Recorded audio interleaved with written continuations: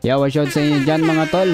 Tara pag-usapan natin ang pahayag po ni Senator Robin Padilla na pagko-question daw po sa pagka-aresto po sa ating dating Pangulo na si Rodrigo Duterte. Yan po yung pag-uusapan natin. No, maganda po yung topic po natin ngayon kasi pag-uusapan natin yung pagiging pagkakaroon ng batas sa bansa natin, pagkakaroon ng rule of law. No? Tingnan natin sa usapan na to kung meron po ba na laman, meron po bang dating ang sinasabi po dito ni Robin Padilla.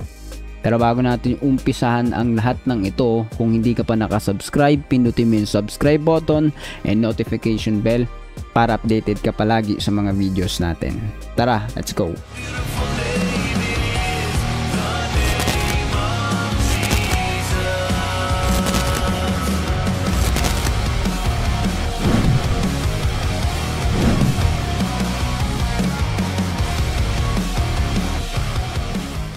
So yan, tara umpisahan natin. Ang sabi po dito, no, ginuwestiyon ni Senator Robin Padilla ang ginawang pag-aresto kay dating Pangulong Rodrigo Duterte sa bisa ng International Criminal Court o ICC. Tanong ng senador, bakit kailangan pang dalhin ang dating Pangulo sa The Hague sa The Netherlands at panghimasukan ito ng International Tribunal. Hindi mabigkas ng maayos, no? Tara, play natin yung balita bago tayo magbigay ng opinion para kompletos recados tayo dito. Since po na makulong ho si dating Pangulo, hindi pa kayo nakapagsalita, sir, regarding your opinion or your statement with what happened sa nangyari pong ito. Ano pong pinaka dahilan dito? Alam niyo, ako po ay naguguluhan sapagkat kapag pinakinggan mo po ang opinion ng mga abogado, talagang kanya-kanya silang naratibo. Kasi ganyan naman ng batas Depende sa pagkaka-interpret mo. Ngayon, may depensa yung isa. Ulitin po natin. Depende sa pagkaka-interpret mo. Ilang naratibo. Kasi ganyan naman ng batas Depende sa pagkaka-interpret mo. Ngayon. Ganun daw ang batas, depende sa pagkakaintindi mo. Tama ba yon? Kaya nga natin ulit na malinaw, baka mamay mali tayo ng pagkakarinig. Depende sa pagkaka-interpret mo. Kanya silang naratibo. Kasi ganyan naman ng batas Depende sa pagkaka-interpret mo. Pagkaka-interpret mo? Ulitin nga natin. Interpret mo. Ngayon, may depensa yung ilang naratibo. Kasi ganyan naman ng batas Depende sa pagkaka-interpret mo. Pagkakaintindi mo, pagka-interpret mo, kung ano man yan, na personal mo, pagpapaliwanag, ganun ba ang batas? Tama ba yung pagkaunawa ko sa sinasabi niya? So, depende. Depende daw sa atin yan. Well, I believe, no? Hindi po yun ganun. Hindi ganun ang batas. Kahit hindi tayo mambabatas, nauunawaan po natin na hindi kanya-kanya yan. No, maaari nagkakaroon ng, di ba? Pagdating sa mga korte, may labanan, may prosecutor, mayroong nagdedepensa, 'di ba? Pero ang tanong doon, 'di ba? Pareha ba silang tama? Pareha ba silang mangingibabaw? Depende na lang 'yan sa pagkakaintindi mo, pagkaka-interpret mo. 'Di ba? Hindi 'yun ganoon. May mananalo at may pagdidesisyonan. At 'yan po yung trabaho ng ICC, International Court. So, ayaw natin maging unfair, pero dito po sa particular na parte po ng pahayag po dito ni Senator Robin, kontra po tayo dyan. Kasi malinaw po yan na hindi po yan depende sa kanya-kanya. Play po natin patuloy. Ngayon, may depensa yung isa, may opensa yung isa, may opensa yung isa, may depensa yung Kaya nga labanan may mangingibabaw. isa. Pagka inabsorb mo lahat yon, malamang masiraan ka ng ulo. Bakit mo i-absorb? Kaya nga may labanan para umibabaw yung kung ano yung tama. Doon na lang po tayo sa Talagang maguguluhan ka.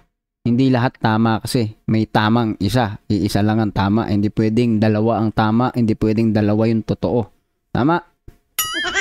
Kaya natin. Ano ba yung realidad? Isa lang po ang realidad dyan. Meron po tayong kalayaan, meron tayong kasarilan, at meron po tayong bansang tumatakbo. Ibig sabihin, may gobyerno po tayo. May gobyerno po Yun tayo. po ang May isang- batas tayo, meron tayong kumbaga meron po tayong gobyerno nga, yun, 'di ba? Pero ano pong sabi dati ni VP Sara Duterte, sabi, 'di ba? Yung dati po siya ay nagkaroon po yata ng problema doon sa issue sa pagbabanta sa kasulukuyang presidente ng bansa na si Bongbong Marcos. Yung po yata yan, correct me if I'm wrong, but anything na ano yan, kahit ano pa yung kaso po na iyon, sabi po niya, yung pagkakataon po, yung panahon po na yan, I didn't do anything illegal. I didn't do anything illegal. Tama ba yung tono ko? I didn't do anything illegal. Ganon. Pero siyempre, sa ating nakikita ngayon ay parang wala ng rule of law. Pero pag may magkakaso sa amin, harapin namin. Okay? Medyo confusing. Try natin yung medyo parang lang to native language nandun po dito yan di natin masyado maintindihan. Anyway, at least para dun sa mga nakakaintindi ng lengguwahe po nila, akita ninyo na actual po itong sinabi ni BP Sara. Well, I am confident that I did not break any law. I did not do anything illegal. Pero syempre sa makita nato karon na murag wala na may rule of law, no? So pag naang kaso, amo alam niya kung atubangon. Gumawa kami ng mga inventorial cases base sa mga nabasa namin sa media based on interviews sa mga different agencies of government, House of Representatives, Department of Justice, NBI, and PNP. And then for each case I assign lawyer. Ako lang, sabi niya na since hindi ko tatanggapin yung pera, mag-lawyer siya para sa akin. So sinabi niya, he will collaborate. He will be a collaborating counsel for all cases. So he'll be one of the lawyers? Yes, he'll be one of the lawyers for all the cases. Mo yang ginaingon. And he's preparing his Okay, stop na natin ito. Masyadong mahaba po dito. Conversation. Anyway, ang focus lang po natin ba't natin pinasok to is, sabi po parang wala ng rule of law. Kampo po ito nila Robin, ha? Magkakasalungat po kayo habang lumilipas po yung panahon. Ano ba talaga? Meron bang rule of law ba? O parang wala ng rule of law sa bansa? Ako po naniniwala parang totoo po. O kakatigan po natin, kampihan po natin si Sara dito. Kasi parang totoo yun in some way na parang nawawala ang rule of law in terms ng korupsyon. Diba? Pag may korupsyon, pag umiikot ang mga pandaraya, nawawala po yung na kumbaga na modified nila yung mga batas-batas. Pero hindi po sila makakawala sa judgment, no? Darating ang time, hayaan ng Diyos na mahatulan ng lumabas ang hatol sa isa't isa, nakagaya po ng ngayon. Hinahatulan po ngayon si Duterte. Kumbaga, nililitis, inimbestigahan para lumabas na yung kung ano ba talagang kaso niya.